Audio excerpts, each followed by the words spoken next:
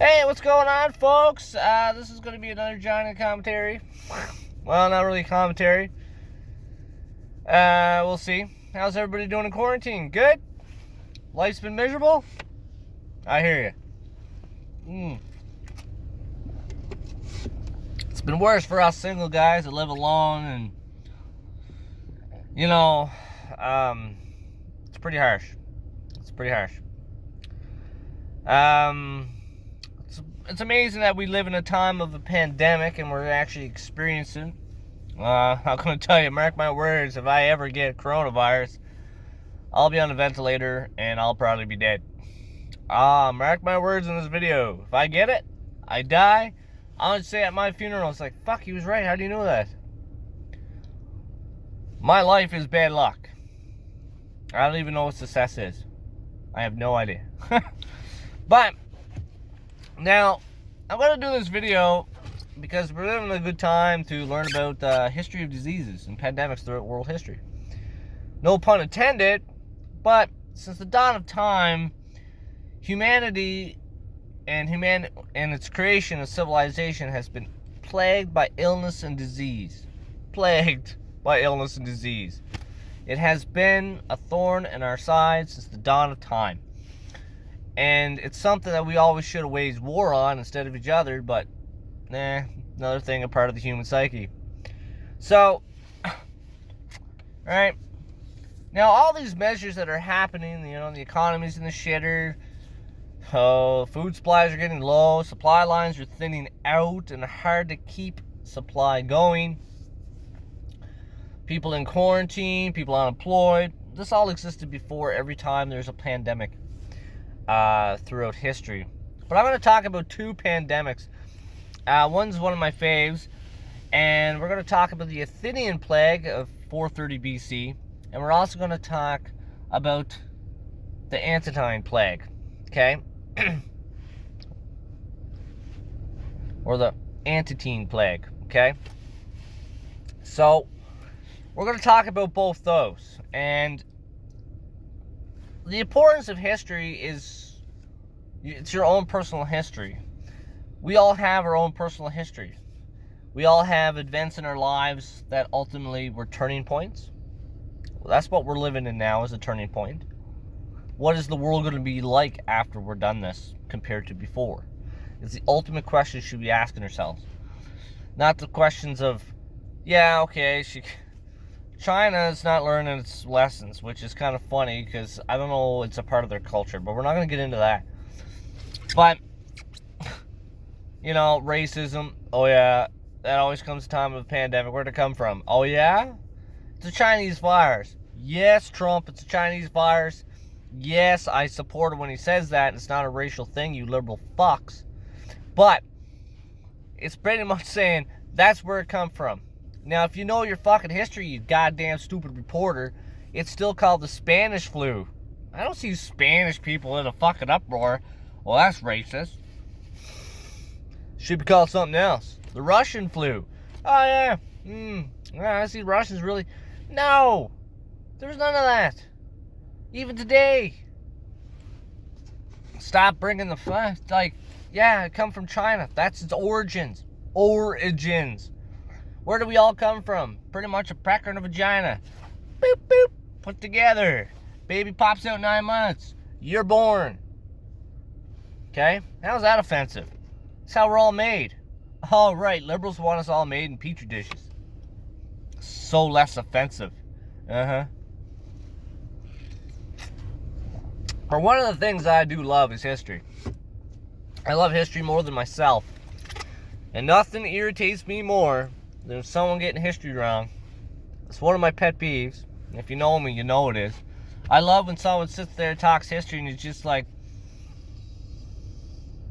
you can feel the veins pop in your skull. Like, you feel like you know what a stroke feels like without actually having one. It's just like, oh, man, are you serious right now? But, so the two plagues we're going to talk about is the first one. Now, we might only just get the first one today. But hey. Now, keep in mind what's the importance of history. And history is important because you got to ask the questions why. There's a lot of questions when it comes to history. A lot of investigation. You need a lot of evidence. You need a lot of things to become pretty much factual. Theories become facts. Some facts go back to theories. And some theories just stay theories until further evidence is suggested to become factual. So, we're going to look at the Athenian plague. Now, this was a pretty massive pandemic. It's pretty much one of the first in human history to come on a massive scale, to overlap in many countries and peoples. And there's other ones before. There's one that is recorded in China, and with archaeological evidence about anywhere between 4,000 and 5,000 BC, that literally wiped out villages in an area. Mass graves, right? With no sign of war damage. Let's put it simple, war damage. So, or some upright sacrificial ritual. But, so, now, Athens and Sparta were at war in 430 BC. Now, yeah, well, it's a good old famous, one of my favorite wars in Greek history, the Peloponnesian War. So, that's the peninsula, also known in Greece. Now, this is the major war between Athens and Sparta. Two different worlds. It's almost like the Cold War. It's like the communists versus the Democrats, or the capitalists. It's two different fields. It's like, we know what Sparta was like. So you have the birthplace of democracy, rights, man, all of this, peaceful. Then you have Sparta, a military dictatorship, that if you don't fit within the criteria, that child is going off a cliff. Two opposite sides of the field. And one thing, as a historian, you look at this and you're like, whoa, this is a good pair up. Hit the button. Let's play. So, anyways, Sparta had the upper hand at this point in time. So, standard practice within Athens is the entire countryside, the entire region, starts flooding into the city. Kind of reminds you of, if you ever watched Braveheart, when William Wallace starts marching his army towards York. Then you see all these peasants flooding into the gates, carrying like baskets of food and vegetables. All flooding in. People from the outside of the city flooding in. Now, common sense dictates we're packing those people in like sardines. Now, many historians and scholars agree that typhoid, and there's been forensic archaeological evidence to suggest that it was typhoid that actually plagued Athens during this time. Now, you can imagine sanitation. You don't think at the doors, like in Athens at the time, during a time of war, be like, hey, social distancing, folks. Far from it. So, disease spread really quickly, and typhoid definitely spread really quickly. Now, Sparta did win this one.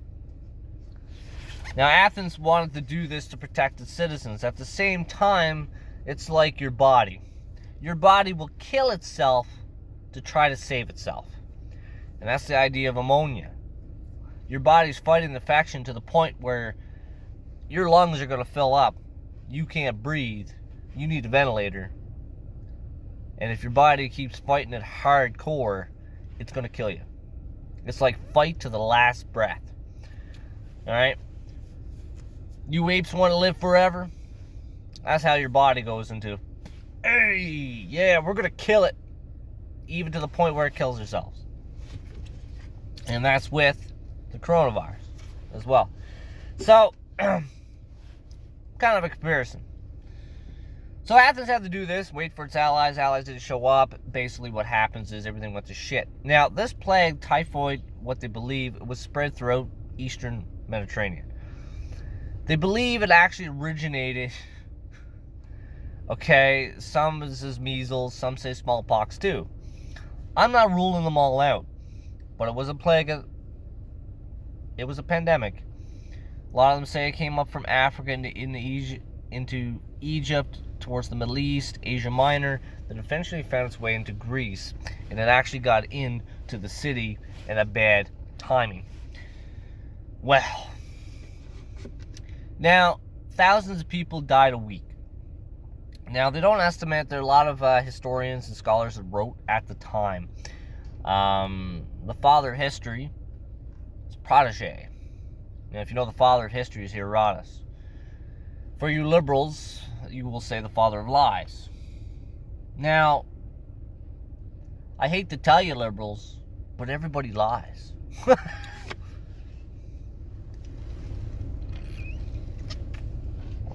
It's part of human nature. It's not a time where you can go all year without telling the truth, and every now and again, yeah, you might put a little bit of lie in there, right? Just to spice it up a notch. Sometimes you have to lie to find the truth. Sometimes you need to tell the truth to find out the lie. Now, we're not going to get into that philosophy and give you examples on that yet. Maybe some other time when I'm in a raring mood to go, we might do it. But, so, the city was devastated. Now, I don't want to get too much more into the Athenian plague. It's one of my faves, but it's not my favorite. It's not my top 3. Now, one of my top 3 is the next one. Okay? This takes place 165 AD to 180 AD. And this was a global pandemic, stretching from China to the Roman Empire. Now, sources suggest, now, this is the Antantine plague. Okay? Antantine plague, some people call it. Depends on your accent, I noticed. So, now, Lucius and Marcus Aurelius were pretty much twin brothers, right? They were ruling the empire. Keep this in mind. Because Marcus Aurelius comes about 161 to 180. He dies that year as well. And his brother, Lucius, dies of smallpox. This is what pandemic, most scholars believe, was measles or smallpox that spread throughout the world. Something you got to remember: smallpox, if we didn't have vaccinations, this plague was exactly what it'd be like. Okay? Estimated across the world at the time 30 to 50 million people. Trust me, the world's population wasn't that high. Maybe a couple million, 100 million people, what they estimate. Now, I want you to take and do some comparisons here. In modern times, things don't change. Now, according to sources, at the time that was written, and it started in China. And one thing, goods and services travel along the good old Silk Trade Route. The good old Silk Route. That was the lifeline of the economies of the ancient world, especially for China, all the way to Rome, and everything in between. Now, it took years to spread smallpox. It takes a while to dissipate. Eventually shows up in the Middle East. And in the Middle East at the time is one of my interesting favorite empires, on the side note, is the Parthian Empire. Parthia was a mighty force to be reckoned with, and Rome's pretty much nemesis. Now, they're at war with each other. Now, a lot of battles, a lot of sieges. Now, they noticed that both sides recorded at the time during the war was basically, there was a lot of, it started on the Parthian side, then it went to the Roman side. Men are getting pretty much out of commission. Military soldiers sick with smallpox, sick with plague. The war was called to a halt. Parthia could not have the manpower because its population was sick, dying, and it was losing. It was like, okay, Rome, you win. So this was a huge, massive, glorious battle and war that Rome fought to secure its eastern frontier. Now, this is the last 200 years throughout the empire is known as the Roma Pax. Keep that in mind, or the Roman peace, an age of peace and prosperity, and it surely was. But all this thing is going to be coming crashing down. Kind of like today, keep what a pandemic can do to civilization. Okay? Now, China, India, and right into the Middle East felt the effects, and they were still seeing the effects economically, in every aspect, okay? Even when it comes to human health. Tim's. You drink Tim's, you're immune. Don't take that into heart. You liberals. Yeah, you liberals? Yeah, if you drink Tim's, you can go and, yeah, absolutely. You're immune. I may die, but hey, I'll take you guys with me. But, yeah. Now, here's the other thing. You offense, right? Oh, that's offensive. If I hear that word offensive one more time. Now, so basically, unknowing and willingly, you had tens of thousands of Roman legionnaires. Even the healthy ones and the sick ones are all taking them back throughout every province throughout the empire. You got to remember, this is the height. Pretty much 160, 165 is the peak of Roman power and prestige, okay? It was the height of its empire. It was the pinnacle, okay? Now, at the time, they didn't know it. They thought they could still keep growing. Everything was good for 200 years. It's a long time, actually. It's a pretty good stretch. Not like today in the oil field, everything's good for 2 years. It's amazing. Now, or the Acadian economy. Part-time jobs don't count, folks. Don't make a living off it. Now, so, all these soldiers dispensed back throughout the empire. Now, it doesn't take a brainwave to figure out that the disease is going with them. Now, Marcus Aurelius, when he becomes, 68, 69, he becomes sole emperor. His brother dies, Lucius dies of smallpox. Now, this is what Marcus Aurelius takes into effect when he becomes the emperor of Rome. We know he was a Stoic. He was a philosopher. He wrote Meditations, which is a really good book to read. It has Stoicism in it. If you want to understand what it is, read his book. Or there's a few books on it. But Marcus Aurelius was the last of the 5 good emperors. Look that up. Antonius Primus was one. Trajan was one. There's a few others. Okay? There's 5. 5. Okay? Now, we're not going to get into those. I could know them all. But, know all their lives, everything they did, everything. But, we're not going to get into the 5 good emperors. But we are going to cover one, Marcus Aurelius. Now, Marcus Aurelius comes to power. All across the empire, people are dying. Now, forums are shut down. Colosseums are shut down. Oh, buddy. Markets are even shut down. Businesses done at the times, a lot of people didn't open their businesses. They're like, no, they're dead. Or they're staying home looking after the sick and dying. Okay? Shipping routes. Trade on an economic scale changed. It was canceled, rerouted, or postponed. The records show it. This is what Marcus Aurelius did. He stepped out in front of Rome. 2,000 people a day were dying in the city of Rome. He steps out. He never left Rome. Not like the other ones. He never left Rome as emperor. He stood his ground. He told the people, stay calm. Stay calm. Don't panic. Kind of sounds like our world leaders today. Not much change.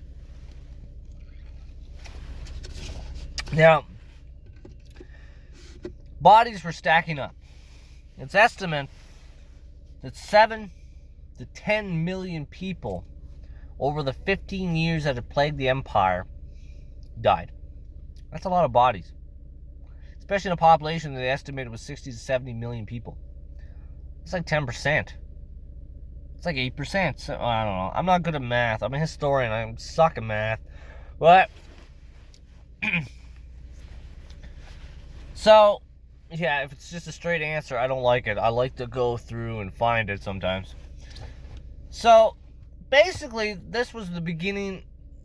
This is one of the reasons it became the beginning of the end of the Roman Empire. And slow, steady decline downwards. Okay? Now, I love to get into why, because you're going to... Now, after 200 years, the Germanic tribes start invading. Rome loses its military strength.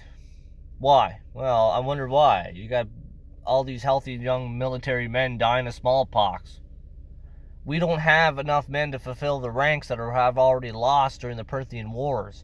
Alone, it's starting to decline into a mass border along the Danube and the Rhine. It's kind of, yeah, we don't have enough men.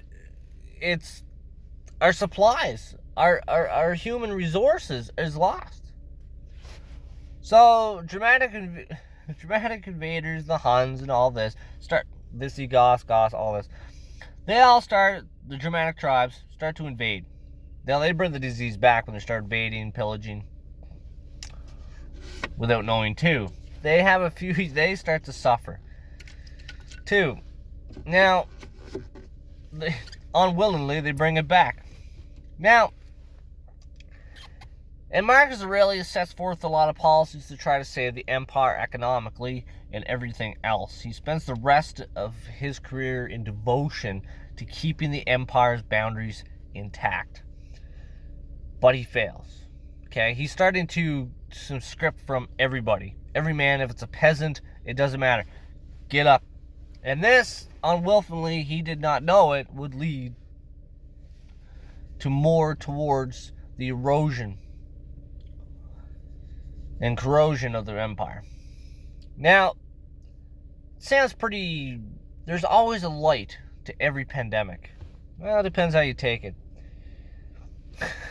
Now, for Christianity, this was a win.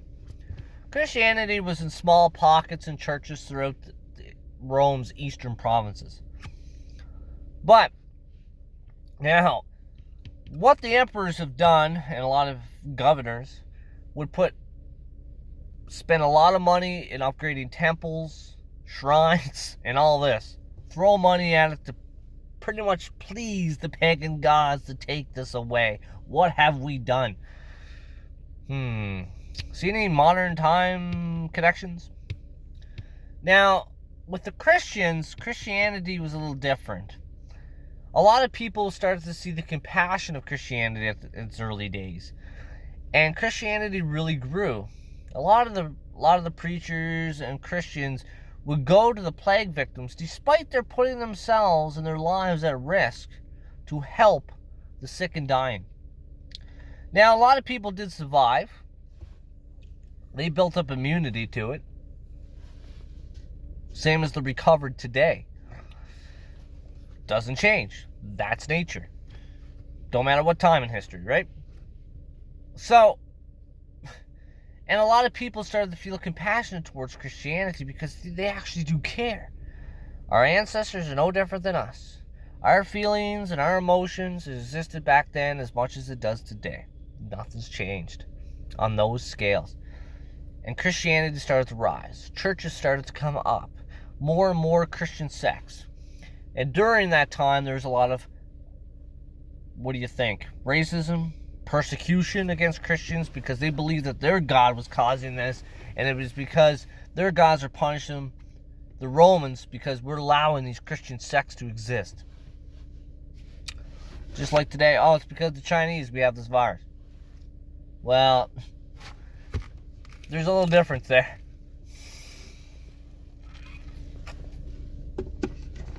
Now, that's just a sum up of that plague, okay? And Marcus Aurelius comes to the end And then Commodus becomes, he deals with the plague very well. And he becomes emperor at a bad time. Started off really good, then it's going to, rest of his reign is going to be like, I got to hold this together. We're just sticking the tip in. No, we're getting the whole shaft here, so this is going to hurt. The economy collapsed. Everything changed after the plague because it led to the decline of the Roman Empire on a slow, steady invert downwards. Angle downwards. Now, those are the two plagues. The next two plagues I want to talk about will be in the next section. But is another one of my faves. It would be number 2. But that's just a brief overview. To really look both into them, and it would take a few hours of a seminar to really look into them deeper. And I don't think anybody wants that. So, despite I know them pretty well, I know a lot of history. That's one thing I do know, is I know a lot of history. I pretty much I'm a Christian to its Bible, okay? History's my Bible. That's my devotion. That's my daily bread. Despite also, you can add on to the daily bread, right? Because there's a lot of hints in our past. This all happened before. And we're doing a lot of things that Marcus Aurelius during that time done from 165 to 180 AD. Still a thing on a global scale. A lot of countries shutting their doors. A lot of people are going home, quarantine. The economy's going to shit. There's no doubt about that one. Right? People are jobs. People are going in the poorhouse. You think, well, we have measures. Yeah, well, they should have did their research a little bit more, which they did. But anyways, I'm going to sum that one up into a nutshell. And maybe next time, if you have any comments, give her, whatever. If you want to know something else or not clear on something, send a comment. I'll get back to you as soon as I can. I usually do a lot of reading in quarantine. And man, I'm telling you one thing. Man, my hands are sore. Oh man, like my shoulders are bad. It's like the stranger. I'm getting through this quarantine one stroke at a time. But that's enough of that. So yeah, that's enough of that. That's pretty much the overall. Now I want you to think about those two and whatever that I did mention, and I want you to see what I see. I'm not going to tell you what I see and how to look at history. You're going to look at history differently than I am. But there's a proper way of looking at history and there's not a proper way. You're going to look at the good and the bad. Have to face it. Apply that to your life. Alright? What can we learn from that? Alright? Do you see any comparisons? I'm going to give you a couple hints. Silk Road. There's one of your hints. Actually, I'm just going to give you that hint. You should be able to go with that hint. If you go the right direction, you'll go with it. You're in quarantine, discuss it with your partner you're stuck in quarantine with, or whoever. Maybe if you want, it's up to you, don't matter to me. But hey, what else you going to do, right?